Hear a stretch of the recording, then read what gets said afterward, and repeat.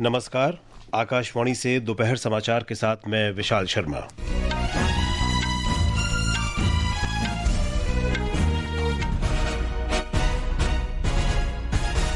मुख्य समाचार।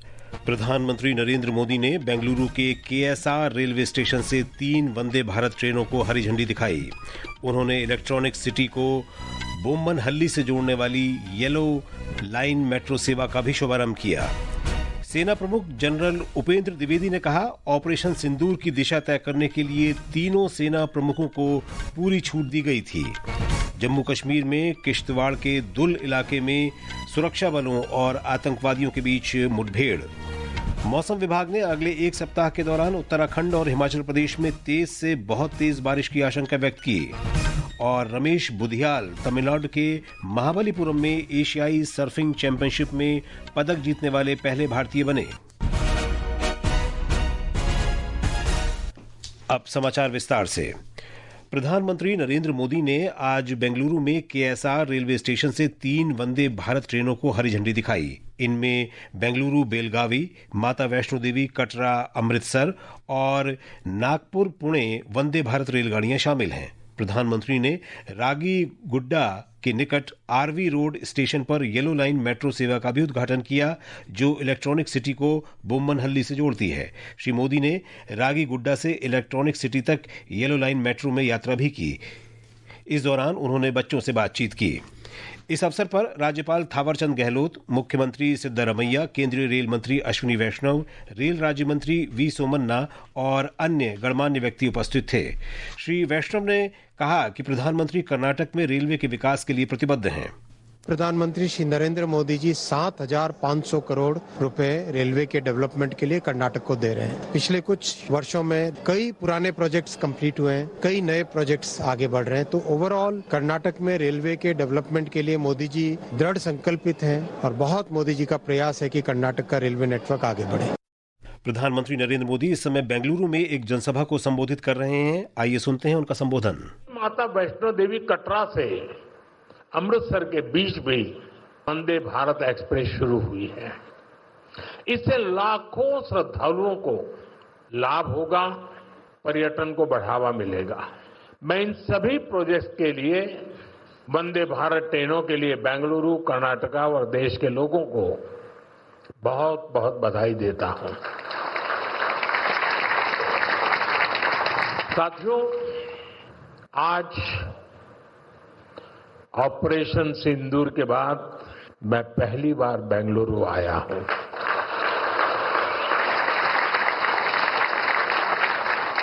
ऑपरेशन सिंदूर में भारतीय सेनाओं की सफलता सीमा पार कई किलोमीटर भीतर आतंकवादी ठिकानों को नेस्त नाबूद करने की ताकत और आतंकवादियों के बचाव में उतरे पाकिस्तान को कुछ ही घंटों में घुटनों पर लाने की हमारी क्षमता पूरी दुनिया ने नए भारत के इस स्वरूप के दर्शन किए हैं। महाराष्ट्र के मुख्यमंत्री ने नागपुर पुणे के सबसे व्यस्त मार्गों में से एक पर वंदे भारत ट्रेन उपलब्ध कराने के लिए प्रधानमंत्री और रेल मंत्री का आभार व्यक्त किया है। केंद्रीय मंत्री नितिन गडकरी और मुख्यमंत्री देवेंद्र फडणवीस आज वंदे भारत ट्रेन के वर्चुअल हरी झंडी दिखाने के समारोह में नागपुर रेलवे स्टेशन पर मौजूद थे। ये राज्य में अब तक की 12वीं और नागपुर के लिए 4थी वंदे भारत ट्रेन है। ये वंदे भारत एक्सप्रेस 881 किलोमीटर की दूरी तय करते हुए सबसे लंबी चलने वाली वंदे भारत ट्रेन होगी। ये समाचार हमारी वेबसाइट www.newsonair.gov.in और हमारे न्यूज ऑन एआईआर ऐप पर भी उपलब्ध हैं। दोपहर समाचार में आपका फिर स्वागत है। सेना प्रमुख जनरल उपेंद्र द्विवेदी ने ऑपरेशन सिंदूर को रणनीतिक दृष्टि से महत्वपूर्ण अभियान बताया है। उन्होंने कहा कि ये अभियान सैन्य सटीकता और राजनीतिक स्पष्टता का समन्वय था। कल आईआईटी मद्रास में छात्रों और शिक्षकों को संबोधित करते हुए उन्होंने कहा कि तीनों सेना प्रमुख इस बात पर सहमत थे कि निर्णायक कार्रवाई आवश्यक है। तीनों सेनाओं को ऑपरेशन की दिशा तय करने की पूरी छूट दी गई थी। उन्होंने कहा कि इस तरह की राजनीतिक दिशा और स्पष्टता पहली बार सेनाओं को देखने को मिली। This is the first time which RM has also said, I think enough is enough. And all the three chiefs were very clear, something has to be done. And the free hand was given, of course, that you decide what is to be done. And that is the kind of a confidence with the political directions and political clarity for the first time we saw. And that's what made a difference, because we want to do a lot, but that kind of hand-holding and kind of free, no terms of restrictions, if I can say that. And that is what kind of raises up your morale. And that is how it helped our army commanders or commander-in-chiefs on ground to kind of act as per their wisdom. उधर प्रमुख रक्षा अध्यक्ष CDS general Anil Chauhan ने आज कहा कि operation सिंदूर तीनों सेनाओं के बीच तालमेल और अभियान में समन्वय का प्रतीक है। जनरल चौहान ने सिकंदराबाद में कॉलेज ऑफ डिफेंस मैनेजमेंट में 21वें हायर डिफेंस मैनेजमेंट कोर्स और वरिष्ठ अधिकारियों को संबोधित करते हुए सशस्त्र सेनाओं में एकीकरण पर रणनीतिक दृष्टिकोण साझा किया। उन्होंने भविष्य के संयुक्त अभियानों के प्रारूप का भी उल्लेख किया। जम्मू कश्मीर के किश्तवाड़ जिले के डल क्षेत्र में आज सुबह सुरक्षा बलों और आतंकवादियों के बीच मुठभेड़ शुरू हुई। हमारे संवाददाता ने खबर दी है कि क्षेत्र में आतंकवादियों की मौजूदगी का सुराग खुफिया जानकारी से मिला। दोनों ओर से गोलीबारी जारी है और विस्तृत जानकारी की प्रतीक्षा है। 24 अप्रैल से 30 जून के बीच भारतीय विमानों के लिए हवाई क्षेत्र बंद करने के बाद पाकिस्तान को 127 करोड़ रुपए का नुकसान हुआ है। ये आंकड़े इसी सप्ताह पाकिस्तान की नेशनल असेंबली में साझा किए गए। नुकसान के बावजूद पाकिस्तान के रक्षा मंत्रालय ने कहा है कि हवाई क्षेत्र पर प्रतिबंध अब भी लागू हैं। भारत ने भी अपना हवाई क्षेत्र बंद किया था और कहा था कि संप्रभुता और सुरक्षा की रक्षा के लिए कोई भी कीमत ज्यादा नहीं होती। ये कदम 22 अप्रैल को पहलगाम में हुए आतंकवादी हमले के बाद उठाया गया था। आज विश्व शेर दिवस है। गुजरात एशियाई शेरों के संरक्षण में एक महत्वपूर्ण स्थल के रूप में प्रसिद्ध है। हमारी संवाददाता ने बताया है कि पोरबंदर के पास बरदा वन्य जीव अभ्यारण्य पारिस्थितिकी और शेरों के विकास की दिशा में प्रगति कर रहा है। कभी एक समय शेरों का गौण आवास रहा बरड़ा अभ्यारण्य अभी 17 शेरों और 25 तेंदुओं के साथ फल फूल रहा है, जो वर्षों के पारिस्थितिक पुनर्स्थापन और वैज्ञानिक प्रबंधन का प्रतीक है। वन विभाग द्वारा रेडियो कॉलर और रियल टाइम ट्रैकिंग तकनीक के उपयोग ने शेर संरक्षण को पहले से कई अधिक प्रभावी बना दिया है। सामुदायिक भागीदारी, विशेष रूप से स्थानीय मालधारी चरवाहों के प्रयासों ने शेर संरक्षण को वास्तव में समावेशी और नागरिक केंद्रित बना दिया है। पार्किंग, लाउंज और स्वच्छता जैसी पर्यटक सुविधाओं से बरड़ा में इको टूरिज्म को भी बढ़ावा मिल रहा है। अब गुजरात में 891 शेर है, जिसमें से आधे से ज्यादा गिर के बाहर है। यह दिखाता है कि प्रोजेक्ट लायन के अंतर्गत आवास विस्तार ने स्थायी वन्य जीवन प्रबंधन के लिए नए मानक स्थापित किए हैं। अपर्णा खूंट, आकाशवाणी समाचार, अहमदाबाद। रक्षा मंत्री राजनाथ सिंह ने आज मध्य प्रदेश में 1800 करोड़ रुपए की लागत वाली BEML रेल हब निर्माण परियोजना की आधारशिला रखी। रेल कोच निर्माण के ब्रह्मा कहे जाने वाले इस संयंत्र की स्थापना रायसेन जिले के उमरिया गांव में 60 हेक्टेयर से अधिक भूमि पर की जाएगी। इससे 5000 से अधिक लोगों को रोजगार मिलने की उम्मीद है। सर्वोच्च न्यायालय के मुख्य न्यायाधीश BR गवई ने कहा है कि न्यायपालिका, कार्यपालिका और विधायिका देश के अंतिम नागरिक को न्याय देने के लिए अस्तित्व में हैं। उन्होंने इन स्तंभों के बीच तालमेल और जुड़ाव पर जोर देते हुए कहा कि प्रत्येक कदम से ये सुनिश्चित होना चाहिए कि न्याय जल्द और कम से कम कीमत पर उपलब्ध हो। न्यायमूर्ति गवई गुवाहाटी उच्च न्यायालय की नाहार लागुन में स्थायी पीठ के नवनिर्मित न्यायालय भवन का उद्घाटन करने के बाद एक सभा को संबोधित कर रहे थे। राष्ट्रीय मानवाधिकार आयोग NHRC ने एक मीडिया रिपोर्ट पर स्वतः संज्ञान लिया है।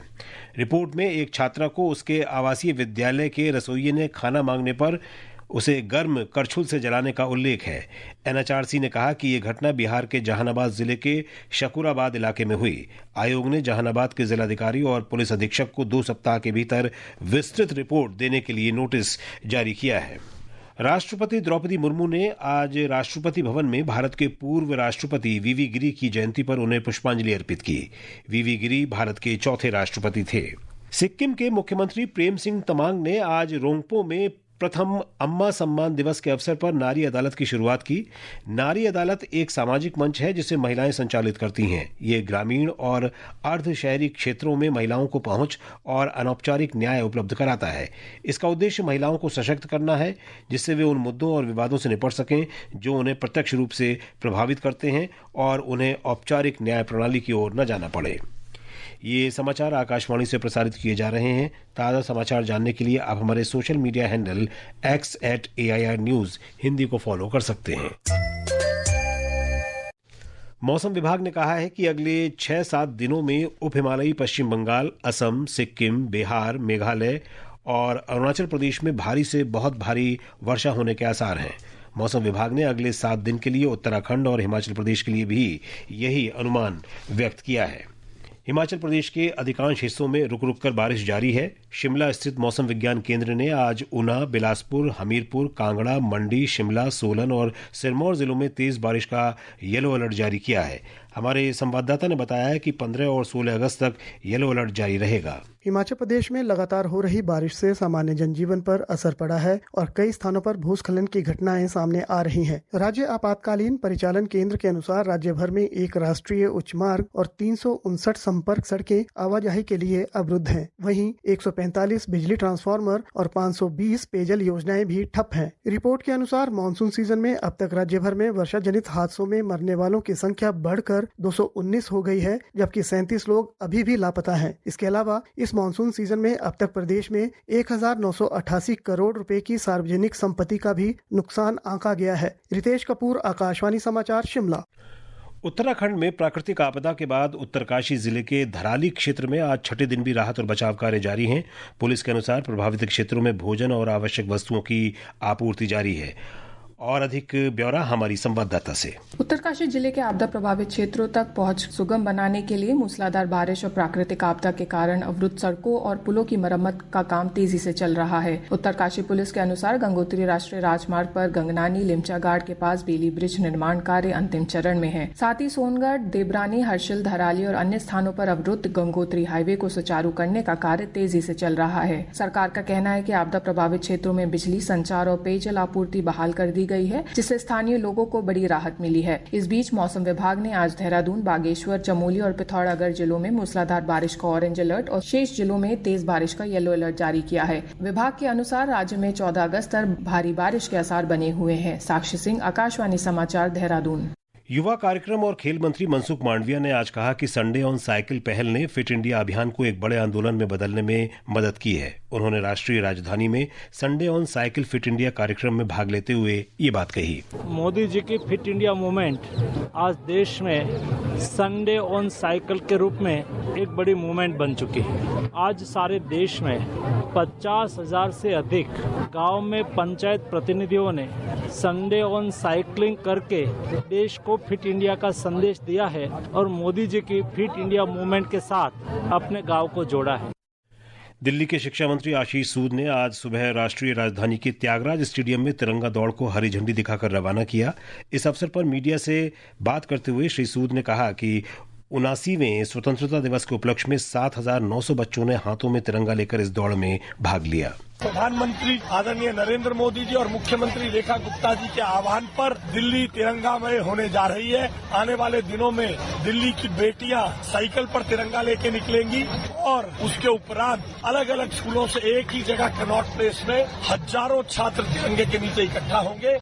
तमिलनाडु के महाबलीपुरम में एशियाई सर्फिंग चैंपियनशिप की ओपन प्रो श्रेणी में रमेश बुधियाल पदक जीतने वाले पहले भारतीय बन गए हैं। उन्होंने कांस्य पदक जीता।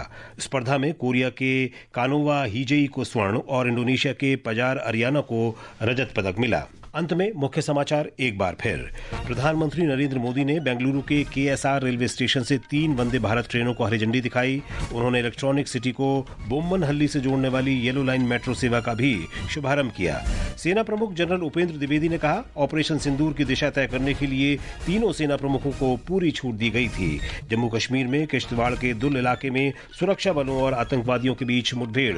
मौसम विभाग ने अगले एक सप्ताह के दौरान उत्तराखंड और हिमाचल प्रदेश में तेज से बहुत तेज बारिश की आशंका व्यक्त की। और रमेश बुधियाल तमिलनाडु के महाबलीपुरम में एशियाई सर्फिंग चैंपियनशिप में पदक जीतने वाले पहले भारतीय बने। इसके साथ ही दोपहर समाचार का ये अंक समाप्त हुआ। नमस्कार।